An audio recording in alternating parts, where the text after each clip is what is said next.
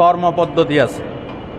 Number 1, রসুল পাক সাল্লাল্লাহু আলাইহি ওয়াসাল্লামার অনুসরণ করা। কার অনুসরণ করা? জোরে বলেন। রাসূলের অনুসরণ করা ছাড়া জান্নাতে যাওয়ার কোনো সুযোগ নাই। আর নবীদেরকে পাঠানোই হয়েছে একমাত্র অনুসরণ করার জন্য, অন্য কোনো কাজে পাঠানো হয় নাই। নবীর নামে লম্বা লম্বা মিলাদ করে জিলাপি খাবেন আর নবীর কথা মানবেন না, এই জন্য নবী পাঠানো হয় নাই। ঠিক না বে ঠিক? নবীর নামে চুমু খাবেন, নবীর আদর্শ মানবেন না, এই জন্য নবী পাঠানো হয় নাই। আল্লাহ রাব্বুল আলামিন সূরাতুন নিসা 64 নম্বর আয়াতে বলেন, ওয়ামা আরসালনা মির রাসূলিন ইল্লা লিয়ুতাআ বিইযনিল্লাহ। এই পৃথিবীতে যত নবী রাসূল এসেছে, আল্লাহ পাক বলেন একমাত্র উদ্দেশ্য হচ্ছে আল্লাহর নির্দেশ ক্রমে, আল্লাহর নির্দেশ মাফিক নবীদেরকে অনুসরণ করার জন্য নবী পাঠানো হয়েছে। আল্লাহু আকবার বলেন। সম্মানিত ভাইরা, আল্লাহ রাব্বুল আলামিন সূরাতুন নিসার 80 নম্বর আয়াতে বলেন, মাইয়ুতির রাসূল ফাকাদ আতাআল্লাহ ওয়া মান তাওয়াল্লা ফামা আরসালনাকা আলাইহিম হাফিজা। আল্লাহ তাআলা বলেন, যারা নবীর অনুসরণ করে তারা প্রকৃতপক্ষে আল্লাহরই অনুসরণ করে। বলেন আল্লাহু আকবার। আপনারা কথা বুঝে থাকলে জবাব দেন। যারা নবীর অনুসরণ করে তারা কার অনুসরণ করে? তো যারা আল্লাহর অনুসরণ করে ওরা জান্নাতে যাবে না জাহান্নামে যাবে? এর চাইতে সহজ ভাষায় বোঝানোর আমার কোনো শক্তি নেই। যারা নবীর অনুসরণ করে ফাকাদ আতা আল্লাহ, তারা প্রকৃতপক্ষে আল্লাহরই অনুসরণ করে। তা আল্লাহর অনুসরণ করে কি কেউ জাহান্নামে যাবে? জান্নাতে যাবে। ওয়ামান তাওয়াল্লা ফামা আরসালনাকা আলাইহিম হাফিজা। আল্লাহ বলেন, হে নবী আপনি বলে দেন, যারা আপনার অনুসরণ করবে না তাদের ব্যাপারে নবী করিম সাল্লাল্লাহু আলাইহি ওয়াসাল্লাম কোনো দায়িত্ব নেন নাই। নবী করিম সাল্লাল্লাহু আলাইহি ওয়াসাল্লাম বলেন, তাদের হেফাজতকারী আমি নবী নই। নাউজুবিল্লাহ বলেন। তাহলে নবীর অনুসরণ ব্যতিরেকে জান্নাতে যাওয়ার কোনো সুযোগ নাই। বুখারী শরীফের হাদিস, কিতাবুল বাবুল ইতিসাম বিল কিতাব ওয়াস সুন্নাহ, এই অধ্যায়ের ভিতরে ইমাম বুখারী রাহমাতুল্লাহি আলাইহি হাদিস কোট করেছেন। আল্লাহর নবী বলেন, কুল্লু উম্মতি ইয়াদখুলুনাল জান্নাতা ইল্লা মান আবা। আমার সমস্ত উম্মতেরা জান্নাতে প্রবেশ করবে, শুধুমাত্র যারা আমি নবীকে অস্বীকার করে তারা ব্যতিরেকে। সাহাবায়ে কিরাম আরজ করলেন, ক্বালু আমান ইয়াবা ইয়া রাসূলুল্লাহ, কারা আপনাকে অস্বীকার করে?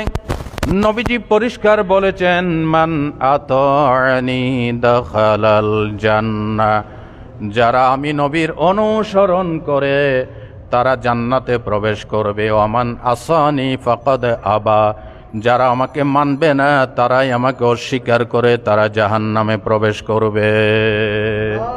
নাউজুবিল্লাহ বলেন। যারা নবীর অনুসরণ করবে না তারা নবীকে অস্বীকার করে, আর তারাই যাবে কোথায়? জাহান্নামে।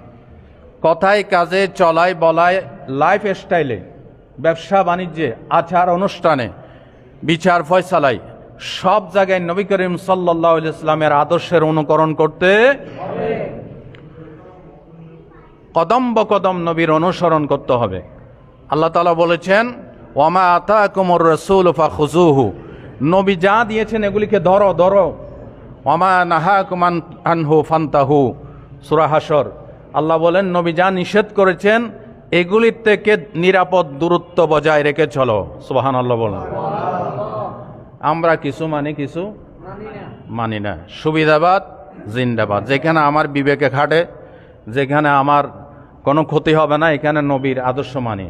যেখানে দেখি একটু একটু আমার ব্যবসার ক্ষতি হবে, আমার চাকরি ক্ষতি হবে, আমার মান সম্মানের ক্ষতি হবে, সেখানে নবীর আদর্শ আমরা মানতে চাই না। ঠিক কিনা বলেন? আল্লাহ আমাদেরকে বুঝার তৌফিক দান করেন। দরুদ শরীফ পাঠ করি। আল্লাহুম্মা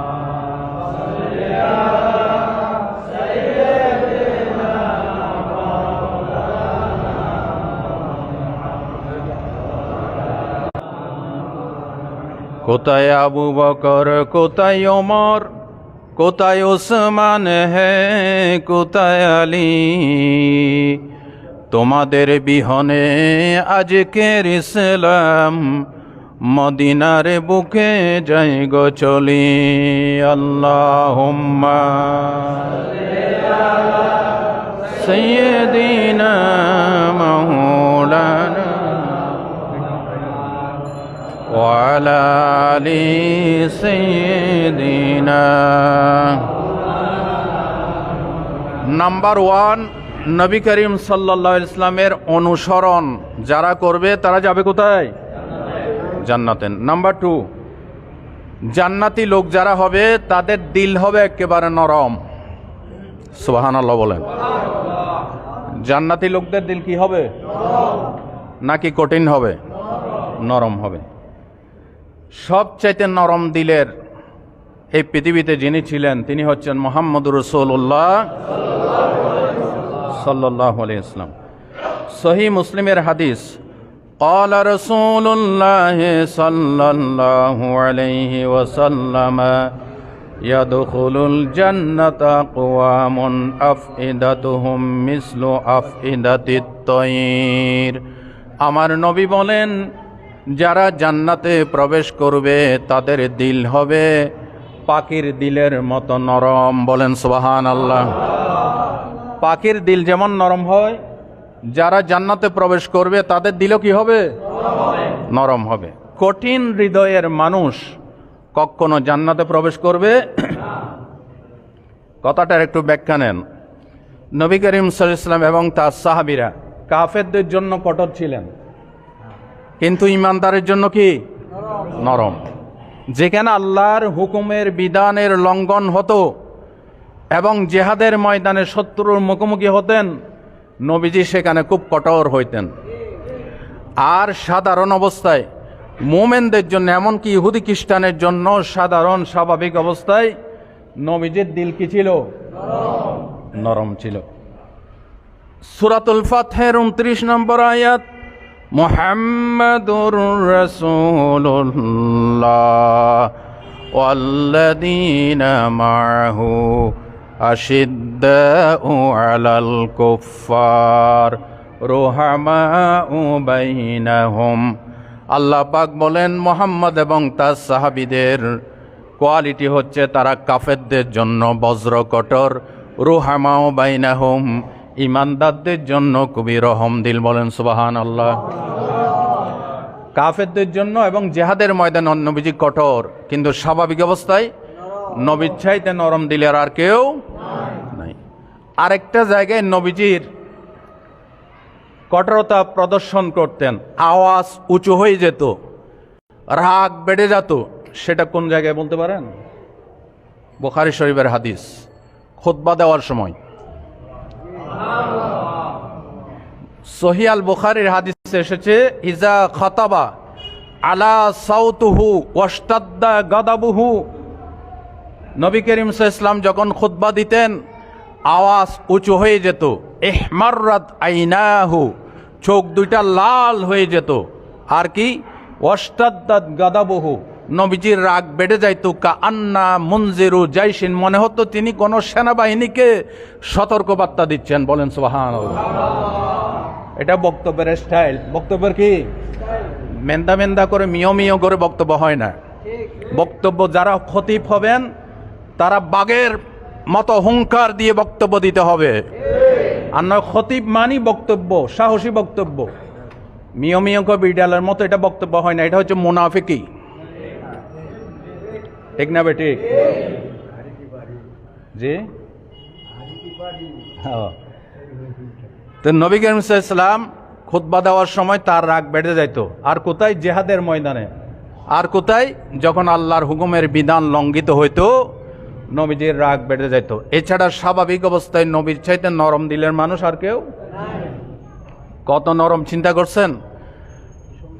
ইবনে মাজার হাদিসে এসেছে, এক ব্যক্তি এসেছে নবীর সাথে দেখা করার জন্য। নবী করিম সাল্লাল্লাহু আলাইহি ওয়াসাল্লাম তার সাথে কথাবার্তা বলতেছেন। এমনই অবস্থায় লোকটার বাহুর মাংস, দুই কাঁধের মাংস তত্তর তত্তর করে কাঁপতেছে। আল্লাহর নবী বললেন, শুনে রাখো, তুমি একটু শান্ত হও। হাফিন আলাইকা, স্থির হও, শান্ত হও। ইন্নী লাস্তু বিমালিকিন, আমি মুহাম্মদ দুনিয়ার কোন রাজা বাদশা নই। ওয়া ইন্নামা আনা ইবনু ইমরাতিন তাআকুলুল কদিদ, আমি এমন একজন নারীর সন্তান, আমি মুহাম্মদ এমন একজন মহিলার সন্তান, যে মহিলার চুলায় গোশত সিদ্ধ করার জন্য তেল ছিল না, রৌদ্রে গোশত শুকাই আমি মুহাম্মদ গোশত ভক্ষণ করতাম। আমি পৃথিবীর কোনো রাজা বাদশা নই, তুমি শান্ত হও। বলেন সুবহানাল্লাহ। কত নরম দিলের মানুষ। আমাদের কিছু কিছু লিডারদের সাথে দেখা করতে গেলে ঘন্টার পর ঘন্টা বসায় রাখে, এরপরে বলে আরেকদিন আসিয়েন। ঠিক কিনা বলেন? অনেককে খারাপ ব্যবহার করে তাড়িয়ে দেওয়া হয়। তারা কি সাতার নেতা? এই পৃথিবীতে একমাত্র নেতা এসেছেন মুহাম্মদুর রাসূলুল্লাহ সাল্লাল্লাহু আলাইহি ওয়াসাল্লাম। লোকটার সাথে নবীজি কথা বলতেন। চিন্তা করেন, আল্লাহর পরেই যার স্থান, আল্লাহর পরেই যার ইজ্জত, যার শান, এত বড় ইজ্জতওয়ালা নবী, শানওয়ালা নবী কথা বলতেছেন, তার বাহুর মাংস তত্তর তত্তর করে কাঁপতেছেন। নবীজি বললেন, হাফিনা আলাইকা, শান্ত হও। ইন্নী লাস্তু বিমালিক, আমি পৃথিবীর কোনো রাজা বাদশা নয়, তুমি শান্ত হও। আমি সাধারণ একজন মহিলার সন্তান। জোরে বলেন সুবহানাল্লাহ। যারা জান্নাতে যাবে তাদের দিলটা খুবই নরম হবে। দিল কি হবে? নরম হবে। হাত তুললেই মোনাজাতে দরদর করে চোখের পানি বেরিয়ে যাবে, এবং কোরআনের কথা, হাদিসের কথা শুনে তার দিলটা নরম হয়ে যাবে। বুঝতে হবে উনি জান্নাতি ব্যক্তি। বলেন সুবহানাল্লাহ। আমাদের যাদের দিল কঠোর আছেন, দিল শক্ত হয়ে গেছে, আল্লাহ দয়া করে আমাদের দিলকে নরম করে দেন। কঠোর দিলের মানুষ কখনো জান্নাতে যাবে না। 3 নাম্বার, মুত্তাকি এবং চরিত্রবান ব্যক্তি। মুত্তাকি এবং চরিত্রবান হওয়া ছাড়া জান্নাতে যাওয়ার কোনো সুযোগ নাই। এক কথায় আল্লাহ তাআলা পরিষ্কারভাবে বলে দিয়েছেন, ইন্না লিল মুত্তাকিনা মাফাজা, নিশ্চয় জান্নাত হচ্ছে শুধুমাত্র মুত্তাকিদের জন্য। বলেন সুবহানাল্লাহ। কোরআনের শুরুতে কি বলা আছে? যালিকাল কিতাব লা রাইবা ফিহি হুদাল লিল মুত্তাকিন, এ গাইডেন্স ফর দি রাইচাস। যারা মুত্তাকি হতে চায় তাদের জন্য কোরআন হেদায়েত। যারা মুত্তাকি হতে চায় না তাদেরকে কোরআন হেদায়েত করবে না। সম্মানিত ভাইরা, মুত্তাকি কাকে বলা হয়? হযরত আলী একটি চমৎকার সংজ্ঞা দিয়েছেন। মুত্তাকি বলা হয় আত-তাকওয়া হিয়া খাউফুল জালিল ওয়াল আমালু বিত-তানজিল ওয়াল কানাআতু বিল কলিল ওয়াল ইস্তি'দাদু লিয়াউমির রাহিল। বলেন আল্লাহু আকবার। 4টা জিনিস যদি হয় তাহলে তাকওয়া হয়। বলেন কয়টা জিনিস? নাম্বার 1, আল খাউফু মিনাল জালিল। জালিল বলা হয় আল্লাহকে, আল্লাহকে ভয় করা। 2 নম্বর, ওয়াল আমালু বিত তানজিল। তানজিল বলা হয় কোরআন শরীফকে, কোরআন শরীফের উপর আমল করা। 3 নম্বর, ওয়াল কানাতু বিল কলিল, অল্পে তুষ্ট থাকা, হালাল রুজিতে তুষ্ট থাকা। 4 নম্বর, বিচার দিবসের জন্য, কিয়ামতের দিবসের জন্য প্রস্তুতি গ্রহণ করা। এই 4টা জিনিস যার আছে সেই ব্যক্তি হচ্ছে মুত্তাকি। এই 4টা জিনিস যার আছে সে কি? মুত্তাকি। আল্লাহ রাব্বুল আলামিন বলেছেন, ইয়া আইয়ুহাল্লাযীনা আমানুত্তাকুল্লাহা হাক্কা তুকাতিহি ওয়া লা তামুতুন্না ইল্লা ওয়া আনতুম মুসলিমুন। আল্লাহু আকবার। তাকওয়া, তাকওয়া। নবী করিম সাল্লাল্লাহু আলাইহি ওয়াসাল্লামের এমন কোন খুতবা ছিল না যেখানে তিনি শুরুতেই তাকওয়ার কথা না বলেছেন। ইয়া আইয়ুহান নাস ইত্তাকুল্লাহ, এই কথা বলা ছাড়া নবীর কোনো খুতবা ছিল না। প্রত্যেক খুতবায় তাকওয়ার কথা ছিল। বলেন সুবহানাল্লাহ। সূরা আল ইমরানের 102 নম্বর আয়াত, আল্লাহ বলছেন, ও হে বিশ্বাসীগণ, আল্লাহকে ভয় করো, ভয় করার মতো ভয় করো। তার মানে যতটুকু ভয় করা তোমার সাধ্যে কুলায়, তোমার ব্রেন, তোমার টাকা পয়সা, তোমার শক্তি সামর্থ্য সর্বাত্মকভাবে খরচ করে যদ্দূর ভয় করা যায় এতটুকু আল্লাহকে ভয় করো। বলেন সুবহানাল্লাহ। ওয়ালা তামুতুন্না ইল্লা ওয়া আনতুম মুসলিমুন, and do not die except as a Muslim. মুসলমান হওয়া ছাড়া মৃত্যুবরণ করো। খুব গভীর কথা, মনোযোগ দেন। মুসলমান হওয়া ছাড়া মৃত্যুবরণ করো না। আমরা কি মুসলমান হই মরি? বলেন বলেন। গুন্ডাবাজি, ডান্ডাগিরি, মদ, জুয়া, জেনা, বেবিচার সব কিছু করে এরপরে মরলে তারপর মুসলমান বানাই। কি হন না? ঠিক আছে না? মরিলে একবারে কি খাঁটি মুসলমান, একবারে গরম পানি দি, তারপরে বরে ফাতা দিয়ে গোসল করো, ভালো ভালো হর কিনিল এই হওয়ান, মরদ ফয়লে হওয়ান, আর মাই ফয়লে পাঁচকান। একটু হেরফের যাতে না হয়। বড় মসজিদের বড় খতিবকে দাওয়াত দিয়ে জানাজা পড়াও। আল্লাহ বলছে, মরার পর মুসলমান হয়ে কোনো লাভ নাই। জিন্দা থাকলে তোমার চলা বলা, তোমার ব্যবসা বাণিজ্য, বিয়ে শাদী, লেনদেন, তোমার ব্যক্তি, তোমার পরিবার, তোমার রাষ্ট্র, সব কিছুকে মুসলমানিত্ব কবুল করাও। মরলে মুসলমান হয়ে কোনো লাভ নাই। ইসলাম জিন্দার জন্য আসছে, মরার পরে ইসলাম মানার কোনো সুযোগ। যারা জিন্দা আছে তারা মানতেছে, যে ব্যক্তি মরে গেছে ও কি করবে? ওর আমলের দরজা তো কি বন্ধ। আমলের দরজা কি হয়ে গেছে? বন্ধ হয়ে গেছে। এটা বোঝানোর জন্য আমি একটা উদাহরণ দেই শ্রোতাদেরকে। একদিকে কারণে আজকে, আরেকদিকে মাইকে ডিস্টার্ব করতেছে। আল্লাহর কি হুকুম, আমারও কষ্ট হচ্ছে। বক্তব্য শেষ করে দেই, আপনারা মজা পাচ্ছেন? আমার কথা বোঝা যায়? এক সাপের সাথে ব্যাঙের দারুণ বন্ধুত্ব ছিল। কি ছিল?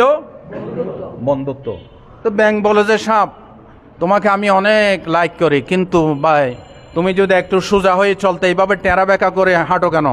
তুমি একটু যদি সোজা হয়ে চলতে তোমাকে আরো বেশি ভালোবাসতাম। ভাই চেষ্টা করি তো, পারি না তো। সাপ যখন চলে সোজা হয়ে চলতে পারে? টেরা বেঁকা হয়ে, আঁকা বাঁকা হয়ে চলে। একদিন ব্যাঙ দেখতেছে দূরের থেকে সাপ সোজা হয়ে পড়ে আছে।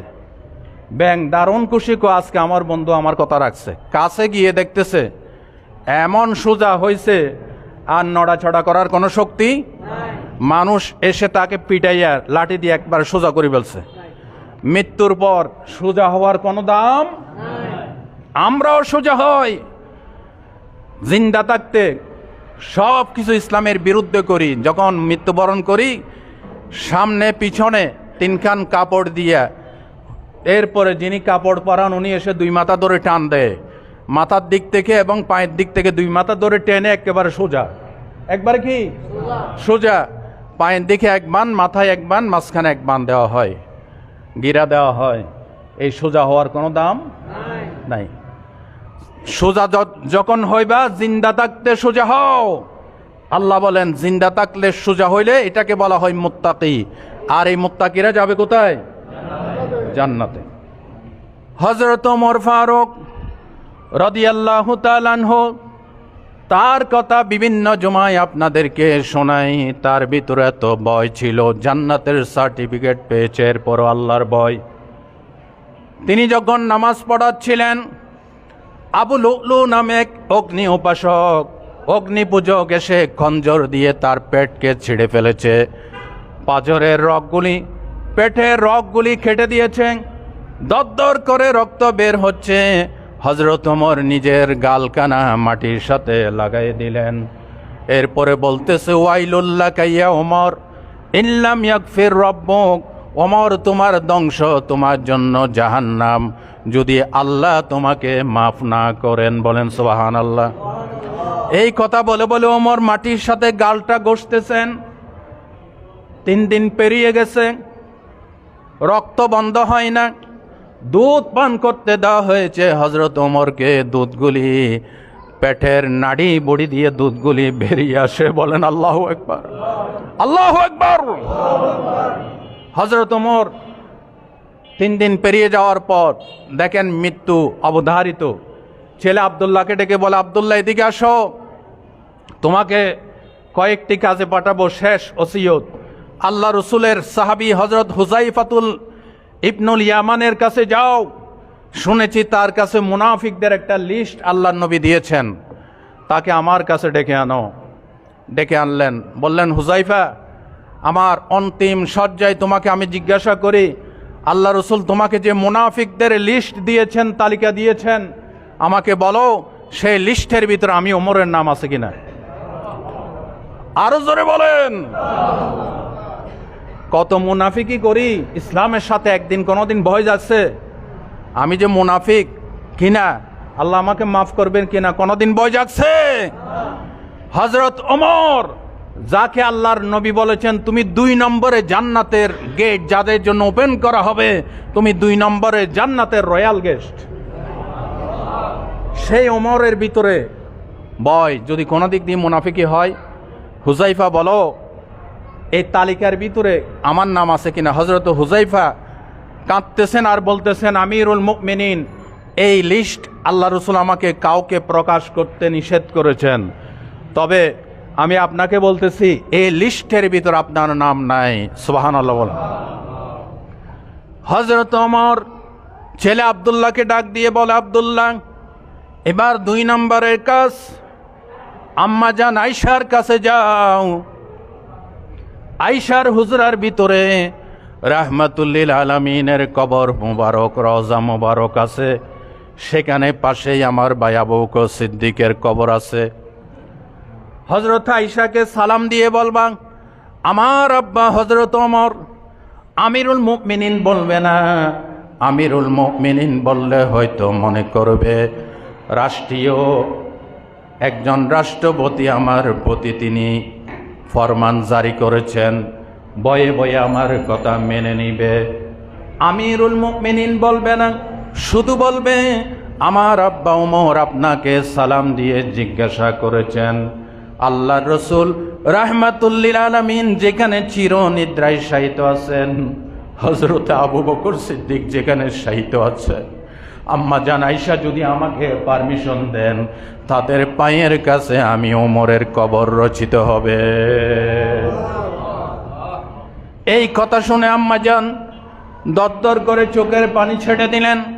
বললেন, আব্দুল্লাহ, আমার ইচ্ছা ছিল আমার অন্তিম শয্যা রচিত হবে আমার স্বামীর পাশে, তবে হযরত ওমর তিনি যখন এই জায়গা দরখাস্ত করেছেন, আমি মনে করি আমি আয়েশার চাইতে ওমরের অবদান ইসলামে অনেক বেশি।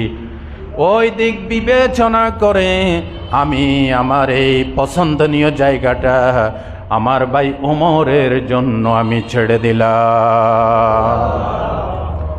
হযরত ওমর ইন্তেকাল হয়ে গেল। ইন্তেকালের পরে, ইন্তেকালের একটু আগে তিনি, আপনাদের মনোযোগ আছে, ইন্তেকালের একটু আগে তিনি ছেলে আব্দুল্লাহকে বললেন, আব্দুল্লাহ, আমার জানাজা যখন হবে খেয়াল রাখবে হযরত হুযাইফা জানাজায় আসছেন কিনা। যদি হযরত হুযাইফা জানাজায় না আসেন, বুঝতে হবে আমার নাম ওই মুনাফিকদের লিস্টের ভিতর আছে, হুযাইফা জানাজাতে আসে নাই। হুযাইফা আসছে কিনা খেয়াল রাখবে। আর 2 নম্বরে, আমার কফিন যখন নিয়ে যাবে খাটের উপরে, ওই খাটটা আয়েশার হুজরার সামনে আরেকবার দণ্ডায়মান করাইবা, আরেকবার পারমিশন নিবা, কারণ আমার মনে হচ্ছে আমিরুল মুমিনিনের বয়ে তিনি এই জায়গা ছেড়ে দিয়েছেন। আমার এই লাশটা দেখে যদি তিনি পারমিশন দেয়, তাহলে আল্লাহর নবীর কবরের পাশে আমাকে দাফন করবে। হযরত ওমরের জানাজা শুরু হলো। আব্দুল্লাহ তাকাই দেখেন হুযাইফা জানাজাতে এসেছে। আল্লাহু আকবার বলেন। 2 নাম্বার, জানাজা শেষে হযরত আয়েশার হুজরার সামনে আরেকবার কফিন। আব্দুল্লাহ বলে, আমার আব্বার মরা লাশ, আমার আব্বার কফিন আপনার কাছে অনুমতি ভিক্ষা চাচ্ছে। আপনি যদি মন থেকে অনুমতি দেন তাহলে আল্লাহু আকবার, আপনি যদি অনুমতি দেন তাহলে ওমরের লাশ এখানে দাফন হবে। আপনি যদি অনুমতি না দেন সাধারণ জান্নাতুল বাকিতে ওমরের লাশ দাফন হবে। বলেন সুবহানাল্লাহ। ও মুসলমান ভাইরা, যিনি জান্নাতের রয়্যাল গেস্ট, তার ভিতরে মুনাফিকে হয়েছে কিনা ভয় ছিল, আল্লাহর বিরুদ্ধে আচরণ নাফরমানি হয়েছে কিনা ভয় ছিল। তোমাকে কে সার্টিফিকেট দিয়েছে তুমি জান্নাতে যাইবা? বলো, কে সার্টিফিকেট দিয়েছে তোমাকে? তোমার ভিতরে আল্লাহর ভয় গেল কোথায়? তুমি মদের সাথে জড়িত, তুমি জুয়ার সাথে জড়িত, তুমি ইয়াবার সাথে জড়িত। তোমার জন্য আল্লাহ জান্নাত হারাম, হারাম আবারও হারাম। ঠিক কিনা বলো? প্রতি জুমাতে এই কথাগুলি বলি আমি। আপনাদের কোনো ক্ষতি হয়? ক্ষতি হয় নাকি লাভ হয়? ক্ষতি হয় না লাভ হয়? জি, আল্লাহ আমার জন্য একটু খাস করে দোয়া করবেন। আল্লাহ যেন ইসলামের কিছু কথা বলার তৌফিক দান করেন। আমার উস্তাদরা মারা গিয়েছে, অনেকে আমাকে ওয়াজের দাওয়াত করে নিয়ে যাইতেন, বলতেন যে হাবিব তোমার ওয়াজ শুনতে বেশি ভালো লাগে। উস্তাদদের নেক নজর আল্লাহর রহমতে চলতেছি, আর না হয় এই কথাগুলি বলা সম্ভব নয়। ঈমান না থাকলে এই কথাগুলি বলা সম্ভব নয়। কত হুজুররা ওয়াজ করে খালি সুবহানাল্লাহর ফজিলত, আর কিছু নাই। ঠিক কিনা বলো? আরে বেটা, সুবহানাল্লাহর ফজিলত ফেলে রাখো। দেশে কি চলতেছে এটা নিয়ে ওয়াজ করো, সমাজে কি চলতেছে এটা নিয়ে ওয়াজ করো। তুমি খতিব, তুমি জাতির শ্রেষ্ঠ সন্তান, তুমি কাকে ভয় পাও? ঠিক কিনা বলো? কাকে ভয় পাও? আল্লাহ রাসূল এই মিম্বর দিয়েছেন খুতবা দেওয়ার জন্য, হক কথা বলার জন্য। তাহলে মদের সাথে, জুয়ার সাথে, ইয়াবার সাথে, চরিত্রহীনতার সাথে আমাদের কোনো সম্পর্ক থাকবে না। জান্নাতে যাওয়ার কোয়ালিটি তাকওয়া লাগবে। তাকওয়া ছাড়া জান্নাতে যাওয়া সম্ভব নয়। 2 নাম্বার, না 3টা বলে ফেলেছি। 4 নম্বর, মুখ এবং লজ্জাস্থানের যারা হেফাজত করবে তারা জান্নাতে ঢুকবে। আল্লাহ একটা জিনিস দিয়েছেন আমাদেরকে, মুখ। এই মুখকে কন্ট্রোল করেন। ইসলামের বিরুদ্ধে কোনো কথা বলবেন না, কারো সাথে কর্কশ ব্যবহার করবেন না, কাউকে গালিগালাজ করবেন না, মিথ্যা কথা বলবেন না, ইসলামের বিরুদ্ধে কথা বলবেন না। আপনি জান্নাতে যাবেন না কেন? অবশ্যই আপনি জান্নাতে যাবেন।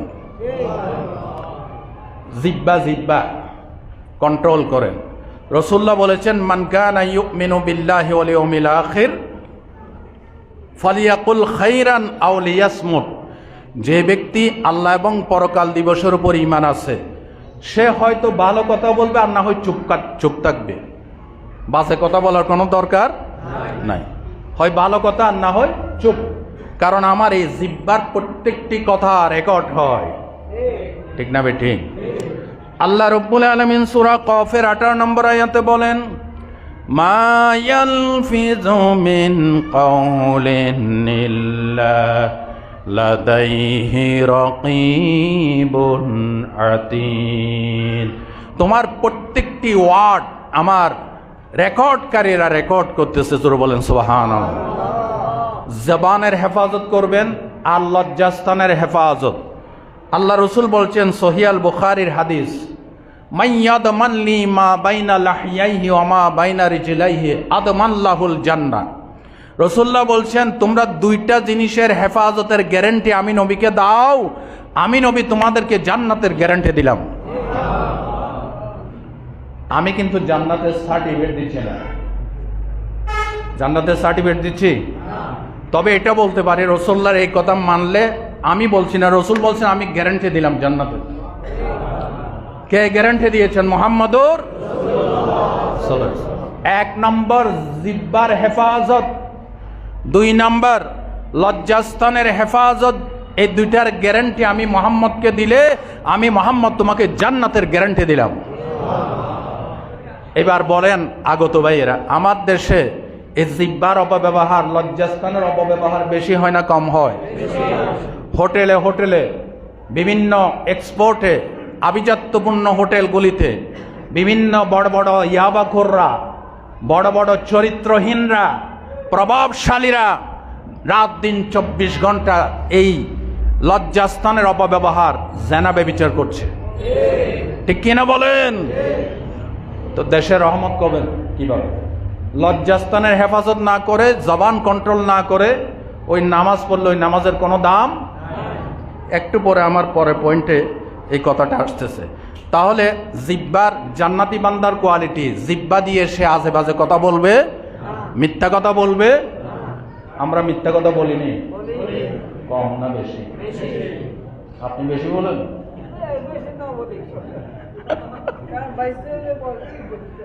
দেখছেন অবস্থা? আপনারা মিথ্যা কথা বলেন? ও হুজুর মাঝে মাঝে কই 3 জায়গায় মিথ্যা কথা বলা জায়েজ আছে। কয় জায়গায় নাসির ভাই, কয় জায়গায়? ওয়াজ শেষ করে দিই, আপনাদের গরমে কষ্ট হচ্ছে। সন্দীপ গেছিলাম একবার, বিশাল মাহফিল, মাঠভর্তি মানুষ, হায়রে বৃষ্টি, হায়রে বৃষ্টি। ওয়াজ শেষ করতে যাব, স্লিপ দিছে হুজুর ওয়াজ শেষ করবেন না, শ্রোতারা শুনতে চায়। আলহামদুলিল্লাহ বলেন। গরমে একটু কষ্ট করেন, আল্লাহ এই গরমের বিনিময় জান্নাত জাহান্নামের আগুন যেন হারাম করে দেন। কয় জায়গায় মিথ্যা বলা জায়েজ? হাদিস রাসূলুল্লাহ বলেছেন, এক জায়গা হচ্ছে 2 জন লোকে কিলাকিলি লাগছে, মারামারি লাগছে। মারামারি বন্ধ করার জন্য, ইসলাম শান্তি চায় না মারামারি চায়? মারামারি বন্ধ করার জন্য আপনি একজনকে কাছে ডেকে কানে ধরে কানের কাছে নিয়ে বলতেছেন, ভাই তুমি যে ওর সাথে মারামারি করো, ও তোমার সম্পর্কে আমার কাছে এই সুনামগুলি করছে, তোমাকে অনেক ভালো জানে। ছট করে তার চোখে লজ্জা এসে যাবে, মারামারি বন্ধ হয়ে যাবে। লিইউসলিহা বাইনান নাস, হাদিস। 2 জন মানুষের ভিতরে ইসলাহ করার জন্য, সংশোধন করার জন্য প্রয়োজনে সাময়িক একটা মিথ্যা কথা বলা জায়েজ। 2 নাম্বার, জিহাদের ময়দানে ইসলামের বিজয় নিশ্চিত করার জন্য আপনি প্রয়োজনে মিথ্যা বলবেন।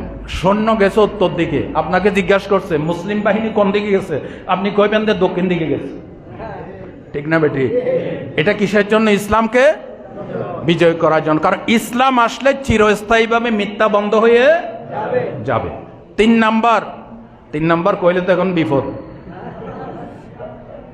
বউরে খুশি করবে আল্লাহ, বউরে খুশি করার জন্য শাড়ি আনছেন, বউ প্রত্যেকদিন খোঁটা দেয়, এগুলি কি শাড়ি আনো?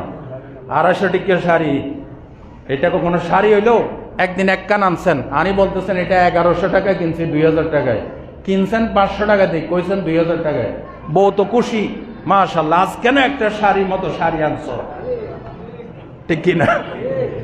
চাইয়েন। আবার এখন মা বোনেরা যারা ওয়াজ শুনতেছে, কেউ হুজুর আজকে একটা ওয়াজ করলেন, আজকে থেকে আমাদেরকে 500 টাকার শাড়ি এনে 2000 টাকার শাড়ি কইব। দেখেন, আবার বউরে সবসময় ঠকাইয়েন না।